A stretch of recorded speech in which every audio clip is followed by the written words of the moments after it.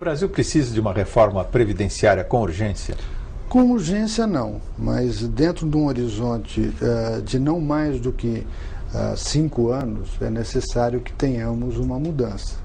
Uma mudança para preparar o nosso sistema, tendo em vista as mudanças demográficas pelas quais o país vai passar nos próximos 15, 20 anos, que é um período muito duro para, digamos assim, a sustentabilidade do nosso sistema previdenciário. O Brasil, com relação à Europa, por exemplo, está num estágio um pouco diferente, né? Está num estágio diferente e, graças a Deus, melhor. Melhor em que sentido? Porque nós ainda não fizemos o envelhecimento, processo completo de envelhecimento pelos quais esses países já passaram.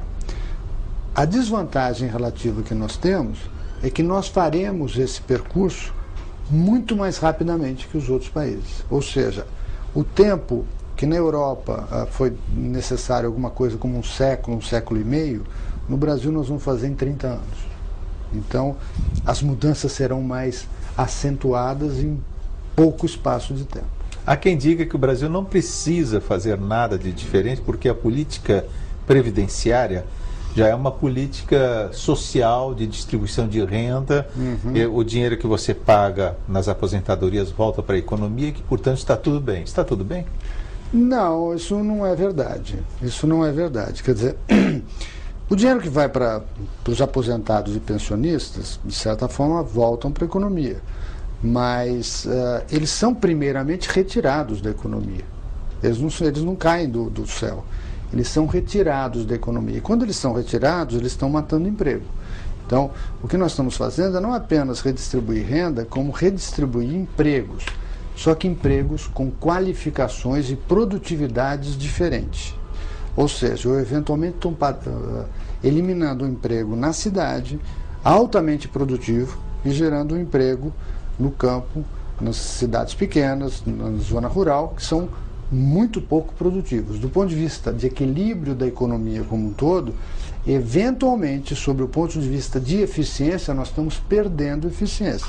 Há um ganho social pelo fato de você, de fato, eliminar alguns grupos sociais da pobreza. Isso é bom, mas não podemos continuar indefinidamente nesse processo. Não é positivo para a economia e não é positivo para o futuro da economia. Há quem diga que bastaria, no caso do Brasil, incluir quem está fora da Previdência para dentro do sistema e isso já geraria os recursos suficientes para a gente continuar adiante sem grandes modificações. Certamente que há essa opinião, que eu respeito muito, de que se nós acabássemos com toda a informalidade, isso certamente ajudaria a resolver boa parte dos problemas previdenciários. Entretanto, a informalidade é um fenômeno especialmente complexo. Boa parte da informalidade decorre do fato de que o empregador também é informal, a empresa é informal. Isso significa dizer que nós estamos tratando de setores com uma produtividade muito baixa, muito baixa. A formalização da empresa, eventualmente, custa a sobrevivência dela. Significa que, ao tentarmos formalizá-la, ela desaparece, porque os custos associados à formalização são muito altos. Veja só, em vez de termos informais, teremos simplesmente desempregados. Então, isso é um esforço que deve ser feito no sentido de simplificar o processo de formalização das empresas para que a relação trabalhista seja ela própria formal. Agora, isso é um elemento. O outro elemento que nós temos que levar em consideração é que boa parte dos empregos, dos trabalhos informais, são de pessoas que ganham até, não necessariamente mas até um salário mínimo. Ou seja, nós estamos falando de pessoas que têm baixíssima qualificação, baixíssima produtividade, baixíssima renda.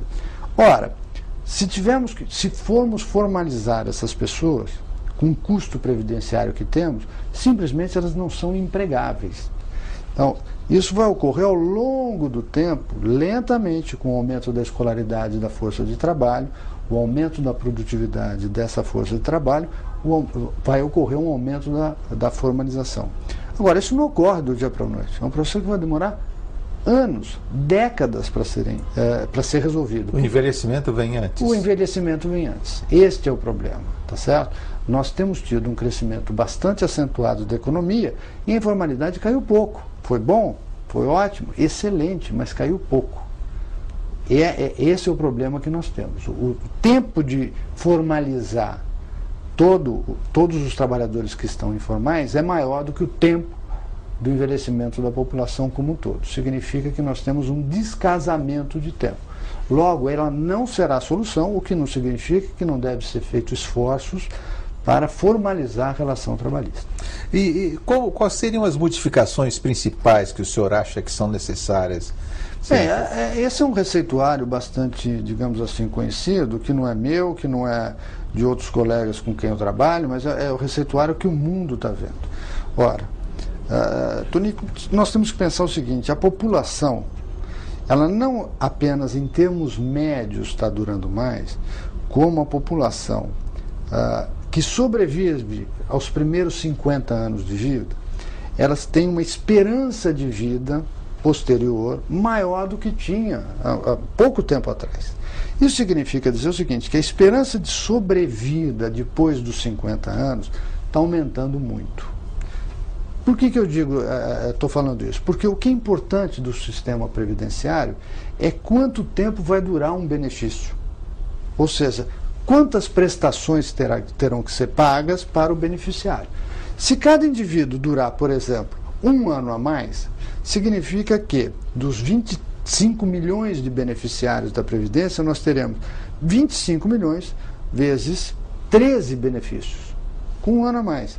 Então, imagina a quantidade, nós estamos falando de 350 milhões de benefícios a mais, se cada indivíduo, em média, durar 1 ano. Acontece que nós estamos, graças a Deus, vivendo mais, sobrevivendo mais.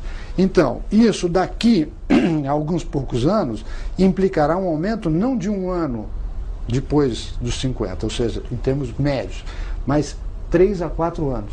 Então nós teremos alguma coisa como 1 bilhão a 1,5 bilhão a mais de benefícios que terão que ser custeados. Como fechar essa conta? A verdade que nós temos que fazer é equalizar um pouco o que se paga e o que se recebe. A forma de fazer isso é calibrar a idade de aposentadoria. Nós estamos hoje em déficit? Nós estamos no que se chama de déficit atuarial, ou passivo atuarial. Nós temos uma dívida com o futuro, tá certo?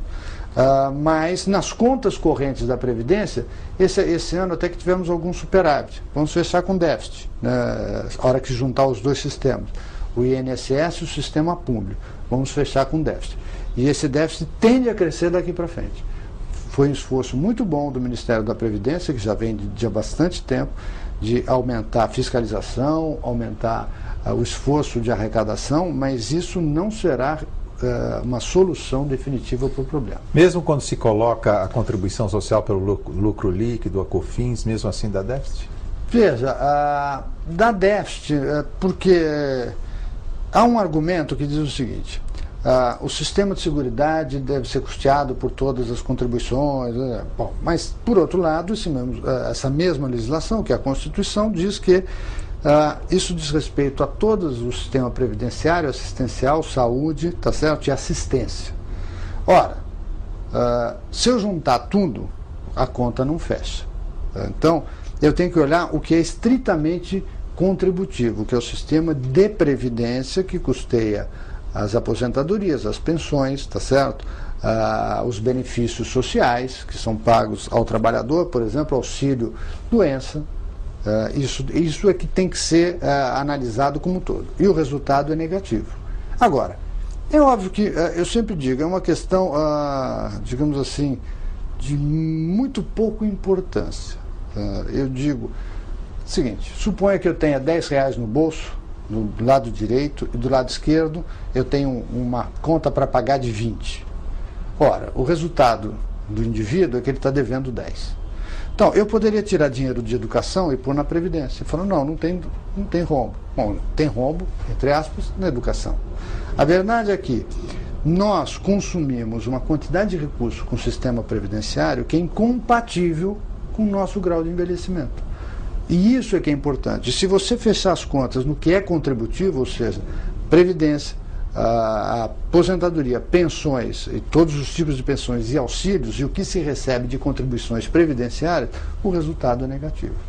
Agora, eu posso usar dinheiro de outra coisa, por exemplo, de merenda da escola, de crianças, para cobrir a Previdência. Ele fecha. Só que eu deixo de dar merenda para as crianças. E como se houver distorção entre a aposentadoria do setor público com a do setor privado? Eu acho que os funcionários públicos, como um todo, e eu me incluo nessa categoria, nós somos claramente privilegiados. Isso não foi uma decisão do funcionário, isso foi uma decisão lamentável da Constituição de 88, entre várias. Ela teve muitas coisas boas, mas outras muito ruins. Essa foi uma delas. A consequência disso é que nós passamos a nos aposentar com um valor integral do benefício. É bem verdade que a gente contribui sobre esse total do valor. É uma diferença substantiva em relação ao trabalhador da iniciativa privada, que tem um teto além do qual ele não paga nada. Muito bem, mas ainda assim isso significa uma enorme transferência de renda para os funcionários públicos. E os funcionários públicos, nós sabemos, são trabalhadores que, na média, são mais bem pagos do que os trabalhadores da iniciativa privada. Então, é um grupo que já tem mais renda e que tem um benefício adicional, que é a aposentadoria integral. Aliado ao fato, que nós devemos levar em consideração aqui, que é uma renda indireta, que é o fato de termos estabilidade do setor público. A gente não está sujeito ao que é o horror da vida do trabalhador, que é o desemprego. Então, por todas essas razões, há uma iniquidade de sistemas previdenciários. A nossa proposta tem sido reiteradas vezes que a gente acabe com isso e todos os funcionários públicos caminhem para um sistema igual ao do setor privado. Todos os funcionários. De modo que não haja mais discrepância entre regimes para os trabalhadores da iniciativa privada e um regime para o setor público. Isso envolve alguns ajustes. Por exemplo, um funcionário público ele não tem direito a fundo de garantia. Então, tem que ser recomposto isso. Certo? Então, tem umas contas a serem feitas. Mas, certamente, o sistema previdenciário do setor público deve acabar e sermos progressivamente transferidos para o INSS. Essa é a proposta. Então, se não fizermos isso, o que nós vamos ter pela frente é um comprometimento muito grande do potencial de crescimento da economia brasileira. Veja, ainda recentemente eu fiz uma estimativa, junto com outros companheiros, que só o efeito demográfico, tudo mais constante, ou seja, suponha que daqui para frente não haja R$1 de reajuste para todos os aposentados, todos os pensionistas e com inflação zero. Ou seja, estou mantendo o poder de compra. Só a mudança demográfica vai exigir que o PIB cresça 3,7% ao ano. Para quê? Para manter a relação despesa previdenciária PIB constante. Então, só isso. Agora, nós sabemos que não é o caso. Não há um governante, e por razões inúmeras, enfim, não vou discutir quais são as motivações, nada disso.